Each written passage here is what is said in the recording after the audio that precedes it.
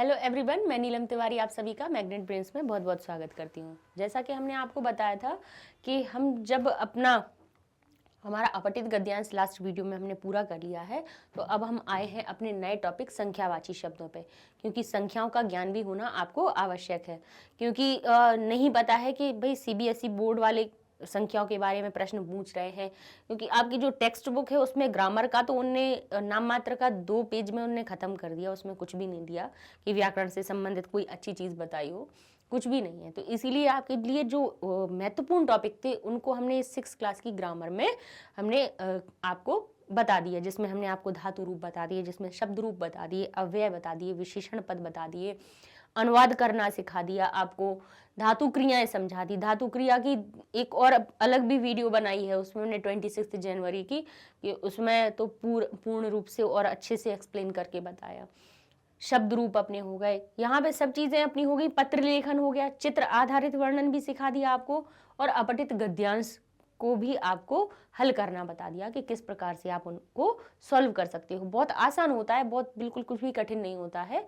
जो उत्तर होते हैं उनसे रिलेटेड हम सेंटेंसेस को देख के हम उनके उत्तर लगा लेते हैं। तो ये तो हमारा अपठित गद्यांश हो गया। अब क्या करना है, हमें नई चीज एक और हम टॉपिक ले लेते हैं, जिसमें हम आपको गिनती के बारे में और सिखाएंगे, संख्याओं के बारे में और सिखाएंगे कि किसको क्या कहा जाता है, ठीक है।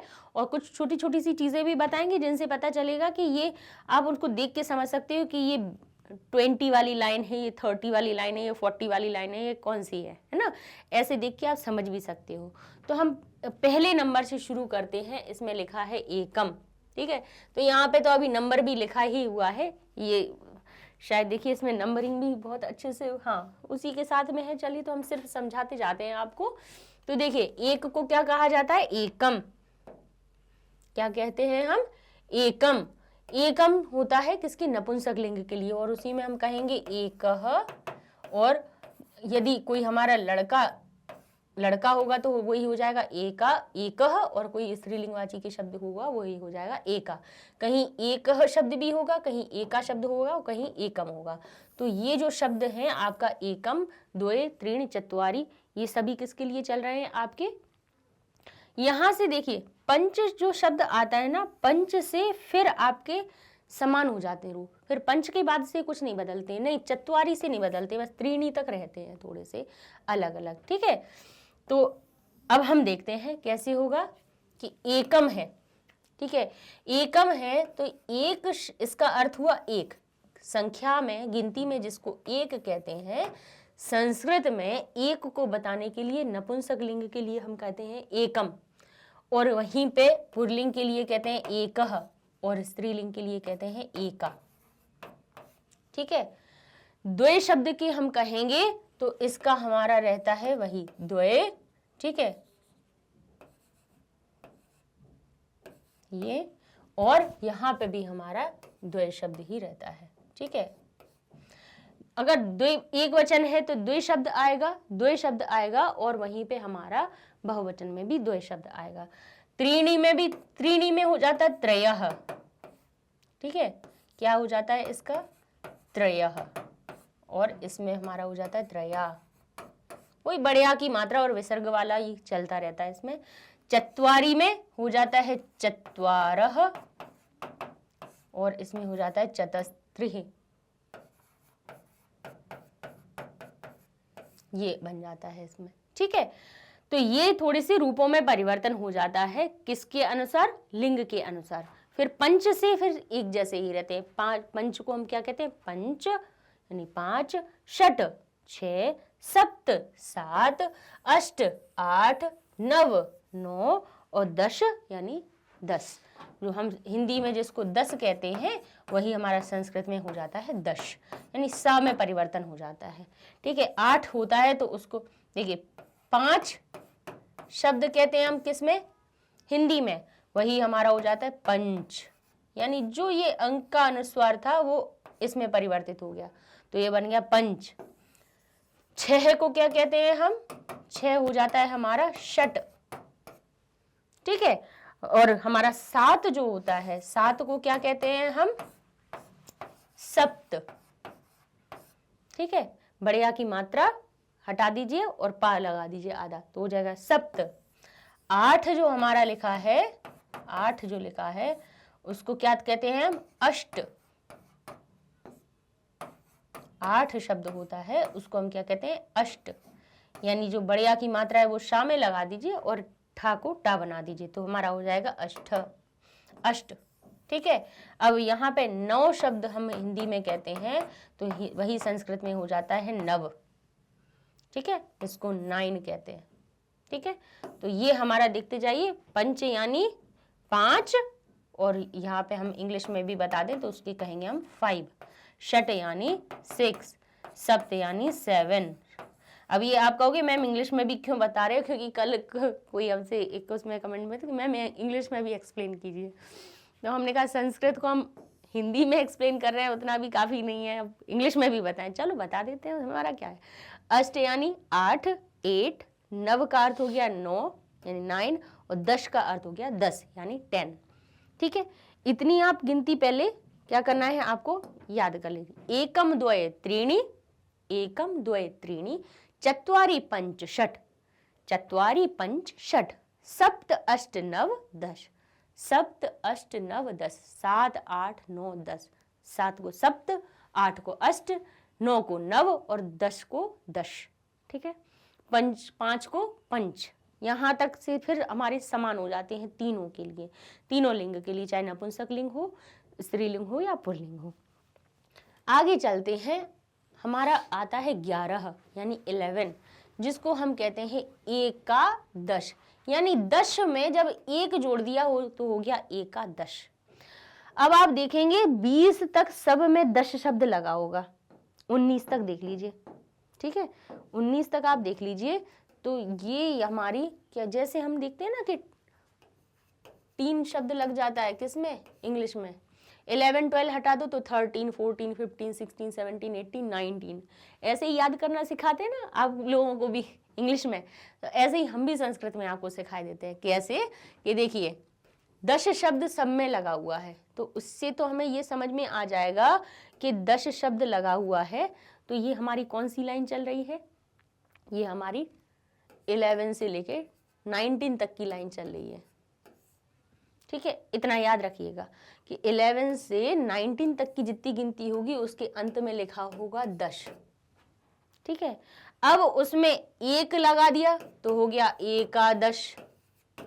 ठीक है, 2 शब्द लगा दिया तो हो गया द्वादश। द्वा शब्द किसके लिए होता है? 2 के लिए, तो हो गया द्वादश। त्रय लगा दिया, त्रय शब्द लगा दिया तो हो गया त्रयोदश।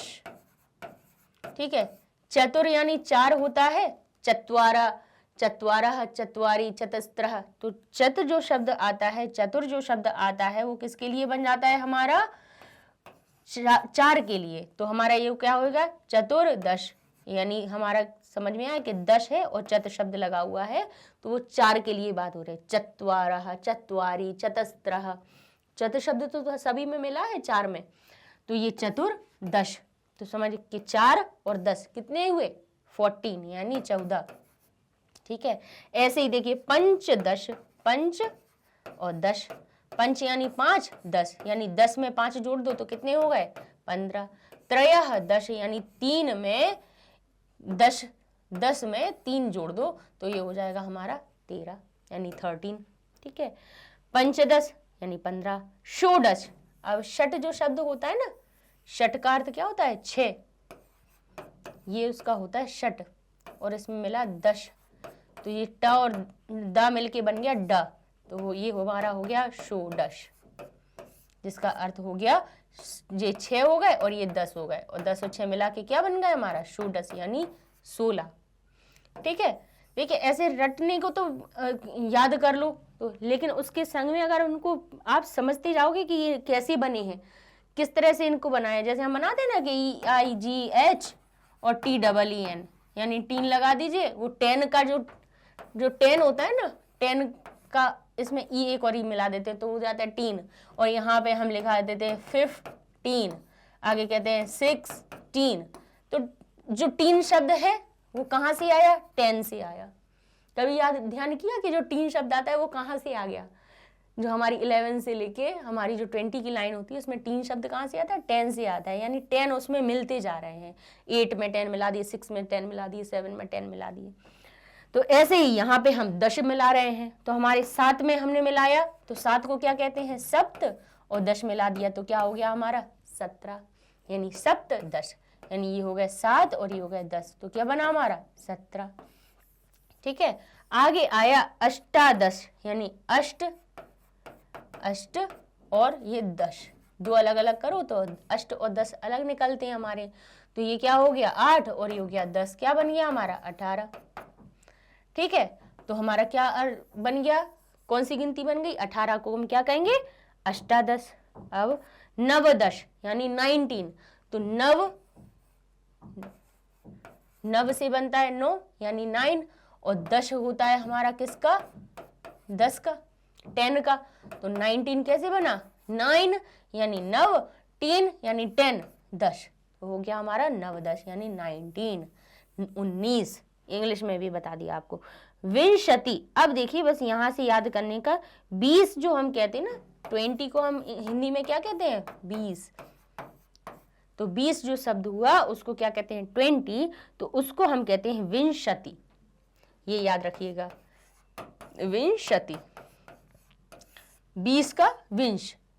ठीक है, तो विंशति ये याद रखिएगा। तो अब हम आगे की बनाएंगे तो आपको याद रहेगी। कभी कभी पता है बहुत हमें ऐसा लगता है कि भाई ठीक है, आज कई बच्चों का हमने ये देखा है कि आप सोचिए उसको कहो कि 16 कितने होते हैं, तो बच्चे कहते हैं 16, मतलब ऐसे सोचते हैं कि 16 तो जाने कौन सी बड़ी कौन सा डिक्शनरी का कौन सा वर्ड पूछ लिया जो इन्हें 16 समझ में नहीं आ रहा, कहीं के 17। हम ये नहीं कहते कि आप इंग्लिश नहीं सीखो, हम ये नहीं कहते आप हिंदी नहीं सीखो, आप लेकिन अपनी मातृभाषा तो पकड़ के रखो। भाई इंग्लिश भाषा है, ना कि आपकी मदर लैंग्वेज है ना। आप हर देश को देख लीजिएगा कि हर देश अपनी मदर लैंग्वेज को नहीं भूल रहा है, लेकिन हमारे भारत में मदर लैंग्वेज को, हिंदी को तो बिल्कुल ऐसे, हिंदी कोई बोलेगा तो कहेंगे इसको क्यों, अभी हम संस्कृत बोल रहे हैं, हम आपको हिंदी में भी बोल सकते हैं और हम आपसे इंग्लिश में भी हम आपसे बात कर सकते हैं। I can talk in English frequently like Sanskrit, हम आपसे बिल्कुल बात उसी तरह से कर सकते हैं, क्योंकि हमने ये नहीं सीखा, हमने भाषा को सीखा, पर ये नहीं कि हमने उसको पकड़ के ही देख लिया, अपनी हिंदी को भूल गए, नहीं, अपनी मातृभाषा को तो हमने सीखा। हमारी जो देव भाषा है, देववाणी हमारी संस्कृत है भारत की, ये इतनी प्राचीन और इतनी वैज्ञानिक भाषा कोई हो नहीं सकती संस्कृत जितनी, और हिंदी तो जब हिंदी से ही पसीने छूट रहे तो संस्कृत तो फिर बहुत दूर पड़ जाती है बच्चों के लिए। इसीलिए हमने संस्कृत पढ़ाना शुरू किया है कि हम चाहते हैं कि जिस तरह से बच्चे इंग्लिश में बात करते हैं वैसे ही वाक्य बनाना, वैसे ही अनुवाद करना, हर चीज़ बच्चे संस्कृत में भी सीखें। हमारी भाषा के ग्रंथ इतने संस्कृत में लिखे हुए हैं, कल के दिन उनको पढ़ना नहीं आएगा, बच्चों को कहेंगे कि पंडित जी को, ब्राह्मणों को थमा दो, बस वो पढ़ते रहेंगे, उनका काम है। क्यों भाई, अपनी मूल को क्यों भूल रहे हो आप, है ना। तो कल भी जैसे कोई बच्चों ने हमसे कहा था कि आप इंग्लिश में इसको ट्रांसलेट करिएगा, तो मतलब हमें पता है अंदर से, ठीक है आपकी समस्या है वो हमें सॉल्व करना है, आता है, हम करेंगे उसको सॉल्व, ऐसा नहीं है। आपने इंग्लिश में कहा, हम उसको इंग्लिश में भी ट्रांसलेट करके बताएंगे। हम आपके कम्युनिकेट वैसे ही करना चाहते हैं जैसे आप समझ पाओ, ठीक है। तो इसलिए हम उसको इंग्लिश में भी बताते जा रहे हैं, हिंदी में भी बताते जा रहे हैं और संस्कृत में भी बता रहे हैं आपको, ठीक है। कि संस्कृत में अगर कोई शब्द लिखा होगा तो ऐसे मत सोचना कि ये जाने कौन सी भाषा का शब्द आ गया, हमारी भारत की भाषा है, ठीक है। तो हम कहेंगे एकादश यानी 11, द्वादश यानी हमारा 12, 12, त्रयोदश यानी 13, 13, चतुर्दश यानी 4 और 10 मिले यानी हमारा 14 यानी 14, पंचदश यानी 15, 15, षोडश यानी षट शब्द हुआ हमारा 6 का और 10 उसमें मिलाया तो बन गया षोडश यानी 16, 16, सप्तदश यानी 17, 7 और 10 मिला के 17 बनता है, तो सप्तदश यानी 7 और 10 को मिला के बना हमारा सप्तदश, 17, 18, अष्टदश यानी 8 और 10 मिला के बना गया हमारा 18, 18, नवदश यानी 9 और 10 यानी क्या हो गया हमारा 19, और विंशति पे आप कहेंगे 20 को हम कहेंगे विंशति, ठीक है। अब हम आगे की थोड़ी सी और देख लेते हैं कि हम कम से कम अब हम चलते हैं अपनी 30 की लाइन को पढ़ लेते हैं। जैसे अब इसमें भी वही चीज करनी है जैसे हम अपना बनाते हैं 21, 22, 23, 24, 25, 26, 27, 28। तो 20 शब्द का जो ईश शब्द है वो ईश जो होगा वो सभी में आपको मिलेगा। 21, 22, 23, 24, 25 सब में मिलता है। और जैसे इंग्लिश में बनाए तो हम कहते हैं 21, 22, 23, तो 20 कॉमन मिलेगा 9 तक। 20 शब्द मिलेगा हिंदी में कॉमन, तो ऐसे ही विंशति शब्द मिलेगा कॉमन कहाँ पर आपको? संस्कृत में अंत में। ठीक है, कौन सा? विंशति, विंशति, विंशति, विंशति सब में देखिए लगा हुआ है, यानी ये 20 के बाद की लाइन चल रही है। अब कैसे आप पहचान कर सकते हैं? जैसे वहां लिखा हो कि पंचदश, पंचदश, इसको हिंदी में क्या कहते हैं? या फिर वहां पे कोई संख्याएं दी होंगी और कहा जाएगा कि पंचदश कौन सी संख्या होती है। तो आप देखेंगे कि पंच क्या हो गया? 5 हो गया, और दश का अर्थ हो गया उसमें 10 जोड़ना है, तो क्या बन जाएगा हमारा? 15, यानी 15। अब ऐसे ही हम क्या करेंगे? इन संख्याओं को भी देखेंगे कि ये हमारा क्या है? विंशति है। विंशति का अर्थ क्या हो गया हमारा? विंशति का अर्थ हुआ हमारा 20। ठीक है, तो 20 में जब एक जोड़ा तो वो क्या बन गया हमारा? 21। ठीक है, तो क्या हो गया? एक विंशति यानी 21। यहीं पे अब हो गया हमारा द्वा शब्द, यानी दो का अर्थ किससे बनता है? द्वय शब्द से। ठीक है, तो द्वा शब्द हो गया विंशति, तो ये हमारा क्या हो गया? द्वाविंशति यानी 22, यानी 22। ठीक है, यहीं पे हमने कहा त्रयोविंशति, त्रय शब्द होता है 3 के लिए, तो हो गया त्रयोविंशति, यानी ये हमारा हो गया 23, 23। ठीक है, देखिए क्या विंशति शब्द बदल रहा है? नहीं, क्योंकि 20 सभी में जुड़ रहा है। एक हो, द्वय हो, त्रय हो। अब हम कहेंगे चतुर। हमने कहा था ना जो चतुर शब्द होता है वो हमारे किसके लिए आता है? 4 के लिए। चतुर शब्द तो आएगा ही, यानी जो हमारा जो है ये, और रा की रेफ जरूर कहीं ना कहीं चढ़ी होगी। ठीक है, चतुर्दशः, तो हमने उसको पढ़ा था किसमें? 14 में। यहाँ चतुर्विंशति, तो जो रा होता है वो ऊपर पहुंच जाता है रेफ की तरह। तो ये हमारा क्या हुआ? चतुर्विंशति, यानी चतुर का अर्थ क्या हो गया हमारा? चतुर शब्द का अर्थ हो गया 4 और विंशति यानी 20, तो क्या बन जाएगा ये हमारा? 24 यानी 24। ठीक है, इसके बाद हम कहें पंचविंशति, यानी ये हो गया हमारा 5 और ये हो गया हमारा 20, तो क्या बना इसका? 25। पंचविंशति, 5 और 20, 5 और 20 कितने होते हैं? 25, यानी 25। तो ये 25 को हम क्या कहेंगे? पंचविंशति। ठीक है, अब आगे देखें तो देखिए क्या लिखा है हमारा? षड्विंशति।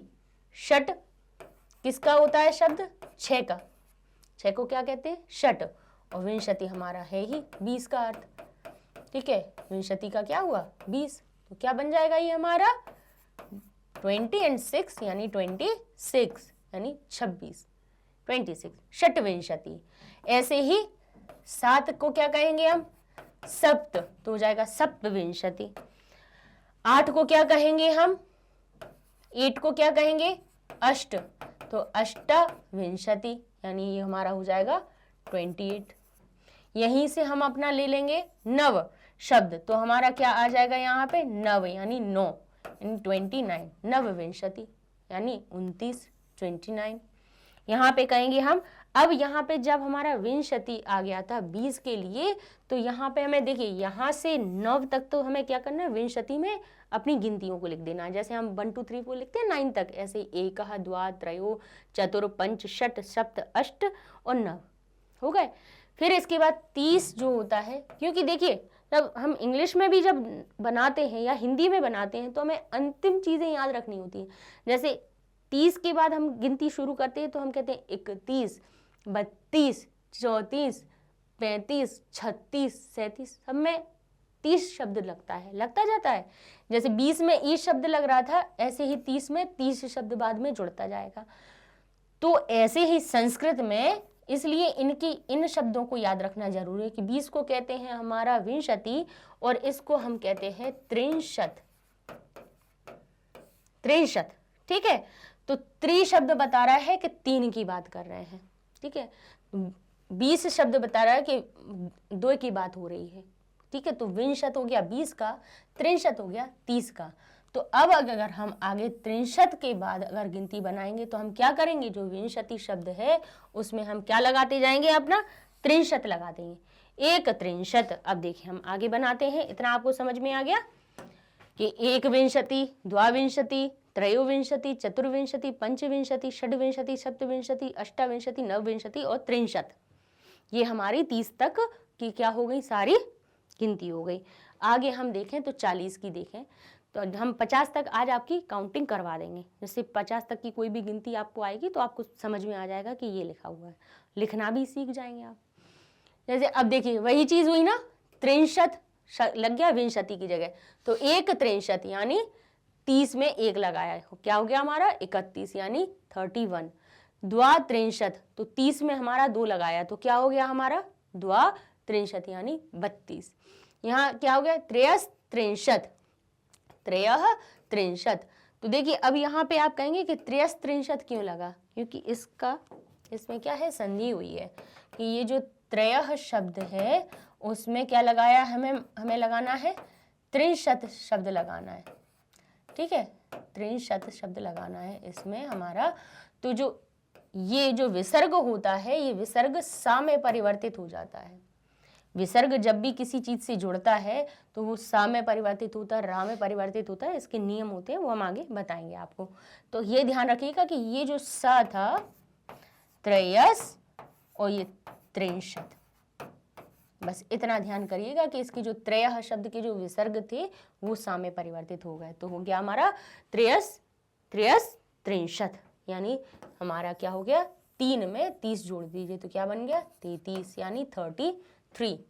चतुष, देखिए वहीं पे वही हुआ चतुस्त्रिंशत, यानी देखिए चतुष शब्द था उसमें क्या लग गया त्रिंशत जोड़ा तो क्या बन गया चतुस्त्रिंशत। अब इसमें पंच त्रिंशत, षट त्रिंशत, सप्त त्रिंशत, अष्ट त्रिंशत, नव त्रिंशत और चत्वारिंशत। जब हमारे ये 3 की लाइन 30 की लाइन त्रिंशत की पूरी हुई तब हमारा 40 आ गया चत्वारिंशत, ठीक है। 4 का अर्थ क्या होता है चत्वारिंशत। और देखिए इंशत जो शब्द होता है, विंशति किसके लिए हो गया 20 के लिए, त्रिंशत हो गया 30 के लिए, अब 40 के लिए क्या हो जाएगा वही चत्वारिंशत, ठीक है। तो ये क्या हो गया चत्वार यानी 4 और विंशत, इंशत तो शब्द लगाना ही है तो वो हमारा बन गया चत्वारिंशत यानी 40। तो इनका समझ में आ गया आपको। त्रिंशत शब्द जिसमें लग गया वो हमारी कौन सी लाइन हो जाएगी 30 प्लस की लाइन हो जाएगी कि 31, 32, 33, 34, 39 तक। एक त्रिंशत, द्वा त्रिंशत, त्रय त्रिंशत, चतुस्त्रिंशत, पंचत्रिंशत, शत त्रिंशत, सप्त त्रिंशत, अष्ट त्रिंशत, नव त्रिंशत और चत्वारिंशत, ठीक। समझ में आ गया। कहीं पे ये त्रिंशत शब्द दिखेगा तो समझ जाएंगे कि ये 30 की लाइन है और 30 की लाइन के संग में जैसे यहाँ लिखा है पंच त्रिंशत, तो इसको कहें कि इसको संख्या में परिवर्तित कीजिए तो क्या करेंगे आप, त्रिंशत देखेंगे कि ये 30 होता है और पंच का अर्थ होता है 5, तो 30 और 5 क्या हो जाएगा हमारा 35 हो जाएगा। ऐसे आप उसको लिख सकते हैं। और यदि आपके पास क्या हो लिखा हो यहाँ पे कि ये 36 है, 36 है, इसको संस्कृत में लिखना है तो क्या करेंगे, ये 30 + 6 है तो जो 30 शब्द वो लास्ट में आएगा और 6 शब्द को हम पहले ले लेंगे तो ये क्या हो जाएगा षट और हमारा हो जाएगा त्रिंशत, ठीक है, षट त्रिंशत हो जाएगा। अब हम आगे देखें, एक और अपनी लाइन देख लेते हैं तो फिर हमारा ये 50 तक हम आपकी गिनती करवा देंगे। देखिए तो बस वही चीज करनी है जो हमने अपने 30 तक की गिनती में की है, 40 तक की गिनती में की है, तो वही देखिए अब 40 के बाद अब जैसे जैसे सभी में 41, 42 लिख जाता है ऐसे ही इसमें भी 1, 2, 3 में 1, 2, 3 में क्या चत्वारिंशत लग जाएगा, ठीक है। कैसे चत्वारिंशत 1, चत्वारिंशत 2, चत्वारिंशत 3, चत्वारिंशत चतुष, चत्वारिंशत पंच, चत्वारिंशत षट, चत्वारिंशत सप्त, चत्वारिंशत अष्ट, चत्वारिंशत नव और पंचाशत। यानी पंच में शत। ठीक है, जुड़ गया।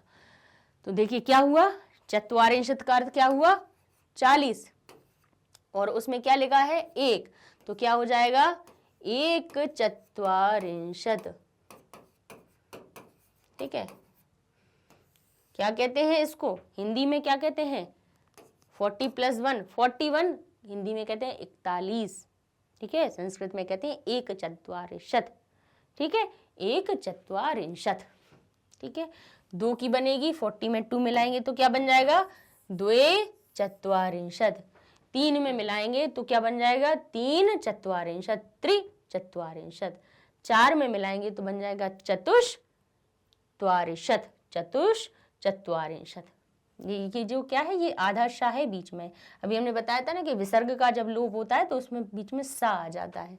तो चत्वारिंशत तक तो वही है, चतुः शब्द का चतुष बन गया जब उसको मेल किया, संधि की। तो पंच यानी 5 चत्वारिंशत यानी 45 45, षट चत्वारिंशत यानी हमारी 46 यानी 46, सप्त चत्वारिंशत यानी 7 हमारा 40 में मिला दीजिए तो बन जाएगा 47, सप्त चत्वारिंशत यानी 47 47, अष्ट चत्वारिंशत यानी 8 और 40 कितने हुए, 48 यानी 48।